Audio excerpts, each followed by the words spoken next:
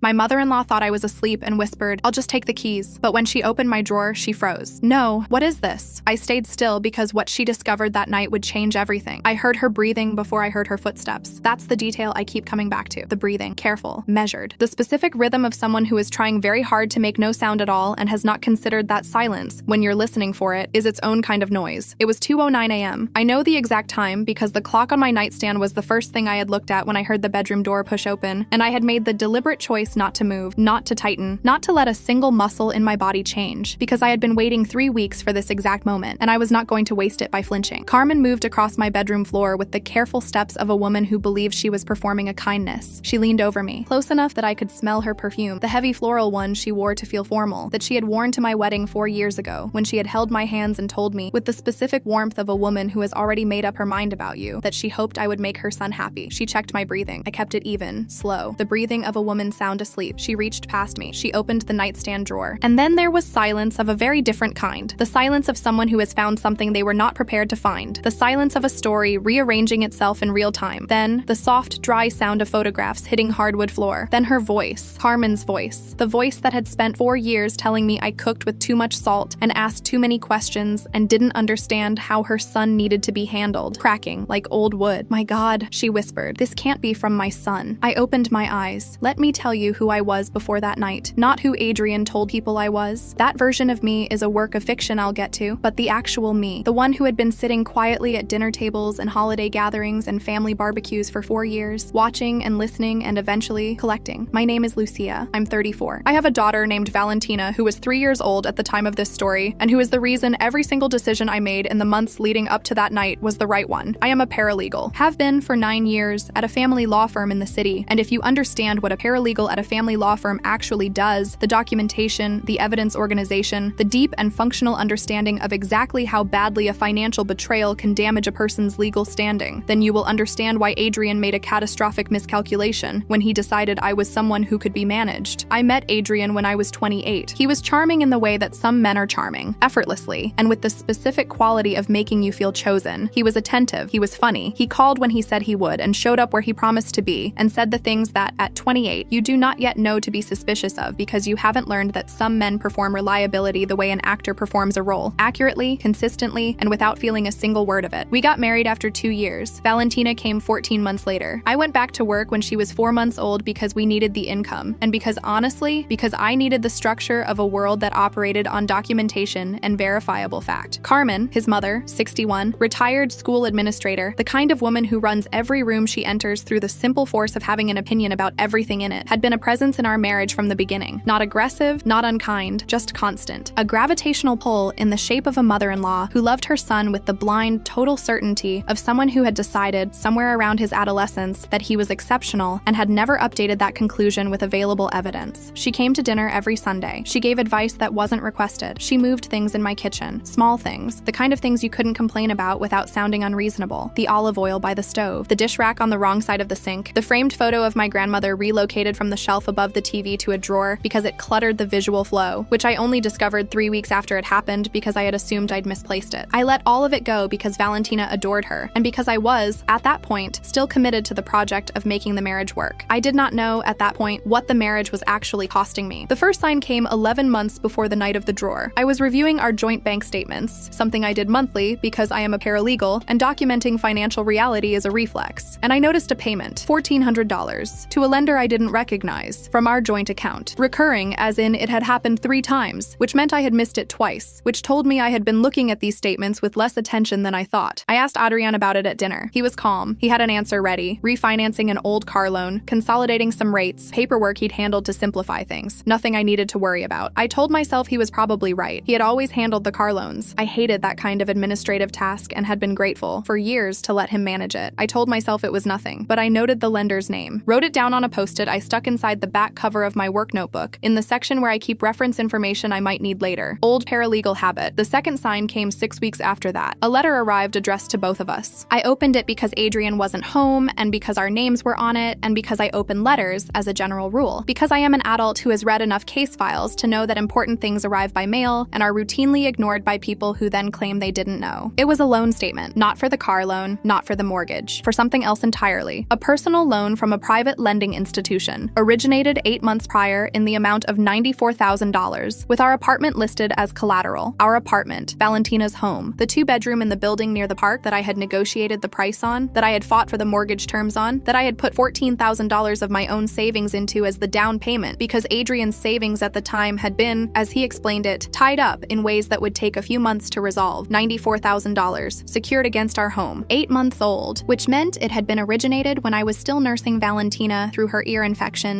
and working half days to catch up on my caseload, when I was tired in the specific way that makes you trust people more than you should because you have no bandwidth left for suspicion. I put the letter down on the kitchen table. I looked at it for a long time. My hands were completely still. I want to be clear about that. I have read enough stories and case files about this kind of betrayal to know that the body sometimes does unexpected things. Shaking, nausea, the physical symptoms of a system going into shock. Mine went very quiet, like every non-essential function suspended itself so I could concentrate. I read the letter again. The signature page was attached. My signature was on it. I have a very specific signature. It's the kind that develops over years of signing legal documents hundreds of times a month. Distinctive, particular, with a Lucia that leans left and a capital R that has a loop I've had since I learned cursive. You could not mistake it if you knew it. What was on that signature page was a reasonable imitation. Someone had practiced. Someone had gotten it mostly right, but I know my own signature, and it was not mine. I did not confront Adrian that night. This is the part people find hardest to understand when I tell this story. Why I didn't go straight to him, letter in hand, demand an explanation, process the betrayal in real time the way you're supposed to, the way every instinct was probably telling me to. Here is why. I am a paralegal at a family law firm. I have spent 9 years watching people confront their spouses the moment they find evidence, watch the evidence disappear or be explained away, and then sit across from my boss 8 months later with nothing documentable and a story that a mediocre attorney will dismantle in 45 minutes. I have watched women lose. Not because they weren't right, because they moved too soon. I put the loan statement in my work bag. I went to work the next morning and sat down with Renata Solis, my supervising attorney, 19 years in family and civil litigation, the kind of lawyer who has heard every version of every story and reacts to all of them with the same methodical calm, and I told her what I had found. Not crying, not asking for sympathy, laying out the facts in order with the dates. Renata listened without interrupting. Then she asked 2 questions: whether I had the original loan documents and whether I had any reason to believe additional instruments had been executed. I told her about the payment I had flagged 11 months ago. She picked up her pen. Start collecting, she said. Don't move yet. Don't tip him off. And Lucia, document everything. Timestamps, originals, chain of possession. You know how. I knew how. I went home that evening and started. The envelope lived in my nightstand drawer for 3 weeks. I built it the way I build case files, methodically, without emotion in the construction, saving the emotion for later when it could be useful rather than expensive. Bank statements, printed and highlighted. The original loan letter with the forged signature. A second loan document I found when I went looking properly. A refinancing instrument, originated 4 months after the first, that had rolled the original $94,000 into a larger structure that I won't state the full number of here, because it still makes something in my chest do something unpleasant. I requested our credit report under both names. What it showed me required me to sit down. 3 instruments, all within 14 months, all bearing my signature, all secured in various creative configurations against our apartment, our joint accounts, and, in the third one, the most recent one, the one that made my vision go briefly white around the edges, against a life insurance policy that had been in my name for 6 years and that I had not known had been submitted as collateral because I had not known it was possible to do that without the policyholder's knowledge. It is not technically possible to do that without the policyholder's signature. He had my signature. I also found the hotel receipt. I wasn't looking for it, not specifically, not in the way of a woman hunting for an affair, because the financial betrayal had already consumed the bandwidth I might otherwise have used for that particular species of heartbreak. But I was going through the joint credit card statement systematically, and there it was. The Palomar Hotel, downtown, 14 months ago, 2 nights. The amount was not large. The amount was not the point. The point was the timeline. 14 months ago was when the first loan was originated. The hotel stay was 3 days before the signing date. I printed it, dated it, added it to the envelope. I thought about my daughter. I went back to work. I had noticed Carmen's behavior changing approximately 6 weeks before the night. She was coming over more often, not just Sundays, but midweek, always with reasons. She would bring food or offer to watch Valentina or arrive to help with something that I had not asked for help with and did not need. I accepted her presence without comment because the visits gave me information I found useful. She was looking for something, not aggressively, carefully. Her eyes moved through our apartment the way eyes move when they're searching. Small, systematic sweeps that probably looked like casual attention to anyone who wasn't watching for them. She checked counters. She opened the hall closet under the pretense of finding extra hangers. She looked at my desk when she thought I was in the other room. One afternoon, I came out of Valentina's room to find her standing in the doorway of the bedroom with an expression she covered quickly. "I thought I heard you call," she said. "I didn't," I said. She smiled. I smiled. We were both performing. I understand now that Adrian had told her the keys were in my drawer. Keys was his word for the evidence. I know this because I found the text thread later in the discovery process and read the whole conversation with the particular sick clarity of someone who has been careful and is now being proven correct. She keeps everything in the nightstand. The keys are in there. I need them before she moves. He meant the loan documents, the photographs, everything I had collected. He knew I was collecting. He didn't know how much I had. He didn't know how long I'd been doing it. He knew the rough shape of what I had, and he needed it gone before I could get it to an attorney. So he sent his mother, and I let her come the night itself. Adrian had left at 9 p.m. A work thing, he said, with the specific vagueness of a man who has stopped bothering to construct detailed lies because he has mistaken your silence for incuriosity. Carmen had stayed after dinner, helping with Valentina's bath, something she occasionally did, and that I had never minded. She stayed later than usual. She said she was tired and asked if I minded if she rested on the couch for a while before driving home. I said of course. I put Valentina to bed. I went through my bedtime routine with particular deliberateness, washing my face, changing into my nightgown, moving through the apartment in the visible, routine way of a woman who is ending her day with nothing on her mind. I left the bedroom door open about 4 inches. I left the lamp on at its lowest setting because I sometimes read before sleep and it would look normal. I lay down. I did not sleep. At 1:47 a.m., I heard Carmen get up from the couch. I heard her check on Valentina, the soft sound of that door opening and closing, the small pause, the door clicking shut again. Something in me noted this. Even then, even in the middle of everything, she checked on the child. Then she came to my room. When I opened my eyes, she jumped backward and pressed the envelope to her chest. Not her envelope, mine. The envelope I had built over 3 weeks of careful, systematic documentation that she had found when she opened my drawer looking for keys and discovered instead the entire evidentiary record of what her son had done. 2 photographs had fallen to the floor when she startled. She looked at them. I looked at them. Neither of us moved. "Since you're already in my things," I said, sitting up slowly, "go ahead and finish." My voice was even. I had practiced this moment in my head enough times that it came out the way I needed it to. Not cold, not angry, not the shaking voice of a woman who has been wronged and wants everyone to feel it. The measured voice of a woman who has already decided what happens next and is simply allowing the present to catch up. Carmen looked down at the photos on the floor. The first was a printout of the loan contract. The first one, the $94,000, with the signature page visible and the date, and the mortgage on our apartment listed as collateral in language that was clear to anyone with basic reading comprehension. The second was the hotel printout, with Adrian's name on the reservation and a woman's name on the secondary guest registration that neither of us recognized, and the date 3 days before the first loan signing. Carmen said, "This could have an explanation." I looked at her. "It does," I said. "Your son stole from me. He put your granddaughter's home at risk to cover debts I didn't know existed, and tonight he sent you to take the evidence before I could use it." Her hands were shaking. She sat down in my vanity chair, slowly, the way people sit when their legs have made a decision before their brain has, and she held the envelope and looked at the floor. I want to tell you that I felt satisfaction in that moment. I want to say it felt like the exhale after holding your breath for 11 months. Mostly it felt like grief for what I'd thought we were building. For Valentina, who was asleep 20 feet away and had no idea that the floor of her life was being reassembled without her knowledge. For Carmen, honestly, who had loved her son through 40 years of him being exactly who he was and was only now, in my bedroom at 2 in the morning, being forced to see it clearly. Then her phone rang. Adrian's name on the screen. She hit speaker. I don't know if it was reflex or if it was something she decided in the half second before she pressed the button. Some part of her that had already begun to reckon with what she was holding and needed the room to hear it. His voice came through low and tight, the voice he used when he was managing things, when he was the competent one, handling the situation, directing people who needed directing. "Did you get them? Tell me you got them. I need to clear the rest out tomorrow morning before she—" "Your wife is awake," Carmen said. The silence on the line was total. 3 seconds, 4. Then his voice shifted. The management voice replaced by something softer and faster and less controlled. "Mom, listen. Don't start. That woman is trying to destroy everything I've built. She's been planning this for—" I got up from the bed. I walked to Carmen's chair. I leaned toward the phone. "You destroyed yourself, Adrian," I said. 3 times. With 3 different signatures I didn't sign. I have all of them. Another silence. Different quality. The silence of a man running calculations and finding nothing that adds up. Then the voice that I recognized as his most dangerous register. Not the anger, not the management voice, but the soft, reasonable, think about what you're doing voice that had moved me more times than I will ever fully admit to myself, away from things I should have stood on. "Lucia, think about our daughter. Think about what a legal fight does to her life. We can fix this. We don't need lawyers. I will pay it back. All of it. We just need to—" I thought about our daughter, I said. Every single day while I was building that file. I thought about her the day I found the first loan statement. I thought about her when I found the second one. I thought about her when I found the hotel receipt. I paused. She's why I didn't move sooner. She's also why I'm not stopping. Carmen covered her mouth with her free hand. On the phone, Adrian's voice went somewhere I hadn't heard it go before. He had run out of registers. I called Renata at 2:23 a.m. She answered on the second ring, which told me either she was awake by chance or she had been expecting this call and wanted to be available. I have always thought it was the latter. Renata has good instincts. "It happened tonight," I said. "Tell me." I gave her the outline, Carmen's entry, the drawer, the phone call, Adrian's admissions on speaker. 3 witnesses to the last part. Me, Carmen, and Adrian, who had self-incriminated in clear language with his mother's phone recording the whole thing, which I had noted it was doing because Carmen's phone auto-records calls, and I had made sure the recording app was visible and active from the moment she hit speaker. "Don't move anything," Renata said. "Don't touch the envelope. Don't let it leave the room. Don't let Carmen take it anywhere. I'll have a courier at your door at 8 a.m. to take originals into evidence hold. Carmen said she'll testify," I said. A pause. "Did you record that?" "My phone has been on since she came in the room," I said. Another pause. The specific pause of an attorney recalibrating upward. "Lucia," she said, "you are the most prepared client I have never formally retained." "I've been taking notes," I said. He rang the doorbell at 2:41 a.m. Of course he did. Because the phone call had not gone the way he needed it to go, and Adrian has never been able to let a situation resolve without inserting himself into it one more time, which is either a personality trait or a pathology, and I am no longer invested in the distinction. He walked in the way he always walked in when he needed something, quickly with the energy of a man who has arrived to fix things, the implicit suggestion of his whole body that the problem is solvable, and he is the one who will solve it. Hair slightly undone, eyes bright with the specific brightness of someone running on adrenaline, and the fading optimism of a gambler who has not yet fully accepted the hand. He looked at Carmen. She was still sitting in the vanity chair, still holding the envelope. She had not moved from that chair in the 30 minutes since she'd sat down. There was an expression on her face that I had never seen on her before. Not guilt exactly, because Carmen was not a woman who arrived at guilt quickly or easily. Something older than guilt. The expression of a woman who has spent 40 years believing in someone and is now doing the arithmetic of what that belief has cost. Adrian looked at his mother and waited for her to help him. She looked away. He pulled papers from his jacket. An actual document. Folded, official looking, the kind of presentation that had probably worked on people who were less familiar than I was with what paperwork actually means versus what it is dressed to suggest. A refinancing agreement, new terms, structured to absorb the existing debt and presented as a joint, consensual decision moving forward. He put it on the vanity in front of me. "Sign this," he said, "tonight. We restructure everything together, we keep the apartment, we protect Valentina, and we deal with the rest privately." I looked at the document. I looked at him. "Because of her," I said, "I'm not signing one more thing with you." I picked up my phone. I opened my contacts. I called Renata's direct line on speaker. The sound of the call connecting, 2 rings, then her voice, clear and professional at 2:44 in the morning, did something specific to the color in Adrian's face. It left, just drained straight out, leaving something underneath it that was smaller and older and considerably less impressive than the man he had been performing for 4 years. "Renata," I said, "he's here." He brought a refinancing document and asked me to sign it tonight. Her response was measured and precise and contained the words fraudulent inducement, coercion, and documented pattern in a single sentence, after which she said she was noting the time and date and suggested Adrian leave the premises immediately and contact his own legal representation in the morning. He did not say a word. He picked up his document. He looked at Carmen one more time. She had turned her face fully away from him. That was the thing that moved through his face in the last second before he left. Not my refusal, not Renata's voice, not the envelope or the evidence or the documented 3 years of carefully constructed betrayal. His mother not looking at him. He left without a word. No apology, no final argument, no performance of remorse or innocence or righteous injury. He walked out of my apartment at 2:47 a.m., and the door closed behind him with the quiet, ordinary sound of a man who had finally understood that there was no one left in the room who was afraid of him. Carmen and I sat in the quiet for a moment. Then she called him back. She did not ask for privacy to make the call. She did it right there, in my bedroom, in front of me, and I think that was deliberate. I think she needed a witness to it the way I had needed a witness to everything else. He answered on the first ring. She spoke quietly and without trembling. The voice of a woman who has made up her mind about something large and is not revisiting it. "Don't use me again," she said. "Not for this. Not for anything like this." A pause. "If Lucia reports you, and she will, I will tell them everything I know. Every conversation. Everything you told me. Everything you asked me to do." Another pause. "I'm sorry I came here tonight. I'm not sorry for what I found." She ended the call. She set the envelope down on the vanity, very carefully, both hands, like she was setting down something she had been carrying for a long time and was only now, in this room, at this hour, understanding the weight of. She didn't look at me. "I didn't know about the loans," she said. "I believe you," I said, and I did. I knew something was wrong. She looked at her hands. "I told myself it was you,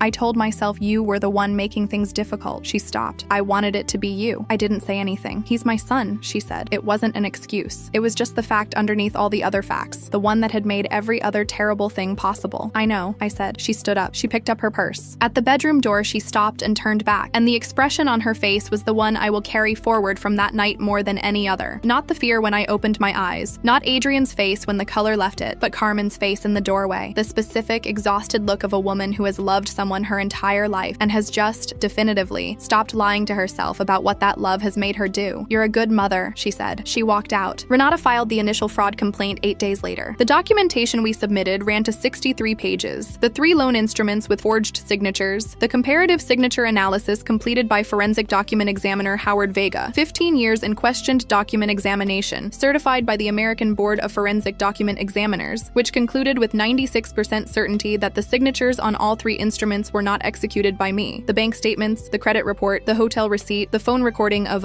Adrian's call to Carmen's own recorded statement given voluntarily to Renata's office 6 days after the night of the drawer. She came in wearing the same perfume she'd worn to my bedroom. She sat across from Renata for 2 hours. She did not minimize. She did not defend. She gave a clear, sequential account of the conversations Adrian had had with her over 14 months, what he had told her about the loans, what he had asked her to do, what she had done, the instructions about the drawer, the specific words he had used. The keys are in there. I need them before she moves. Her voice was steady throughout. At the end, Renata thanked her and told her she had done the right thing. Carmen looked at the table for a moment. I should have done the right thing earlier, she said. But yes, Detective Marisol Fuentes, 12 years in financial crimes, the kind of investigator who communicated exclusively in precise questions and never once reacted to anything you told her with an expression that indicated surprise, was assigned to the case. She called me 3 times over 4 weeks, each call methodical, each one extracting a specific piece of the timeline that she slotted into a file I never fully saw but could imagine. At our last call, she told me the DA's office was reviewing the documentation for criminal fraud charges, and that I should expect a civil proceeding timeline from Renata's office as a parallel track. Will it hold? I asked her. Ms. Lucia, she said, your documentation is cleaner than most cases I see from professional investigators. A pause. You should consider a career change. I thanked her and did not tell her I had 9 years of practice. The apartment is mine. That is the clearest sentence I know how to write about the outcome, and the one that matters most. The fraudulent loans are the subject of ongoing civil proceedings that I will not fully detail here because they are not finished. But Renata's injunction froze the instruments within 3 weeks of filing. The apartment was formally removed from collateral status, and Valentina has slept in her bedroom every night without knowing that any of this happened, which is the outcome I built the entire file for. Adrian retained an attorney. I know the attorney's name, and I know enough about his practice area to understand that Adrian is not going to have an easy time with what he is facing. I don't spend much time thinking about Adrian. I think about Valentina, about how she asks for her grandmother sometimes, and how Carmen comes on Wednesday afternoons now, not Sundays that felt like too much to reconstruct, and sits on the floor and does puzzles with her, and how the two of them have a dynamic that I have chosen, carefully, and with Renata's guidance, not to disrupt. Because my daughter did not do anything wrong. Because she is 3 years old. Because love, even complicated love, even love that made a terrible mistake in a bedroom at 2 in the morning, is still worth something when it shows up honestly afterward. Carmen has never asked me for forgiveness. I respect that. Forgiveness is mine to offer when I'm ready, not hers to request on a timeline that suits her. She seems to understand this. We are not friends. We are 2 women who were on the same side of something, in the end. There is a box on the shelf in my closet. It contains copies of everything. The full documentation set, duplicated per Renata's instructions, and stored separately from the originals. I keep it because I am a paralegal and I keep documentation. I keep it because Valentina will be old enough to understand some of this someday, and I want to be able to show her, if she needs to see it, that her mother did not simply absorb the damage. I keep it because it reminds me of the night I lay perfectly still in my own bed and waited. Because I had learned from years of reading case files and watching people fight for the lives they deserved that patience is not the same as passivity, that quiet is not the same as small, that the most powerful thing in a room, sometimes, is the person who already knows the ending and is simply giving the story time to get there. He thought silence meant I didn't know. The envelope in my drawer knew everything, and when the moment came, it spoke for both of us.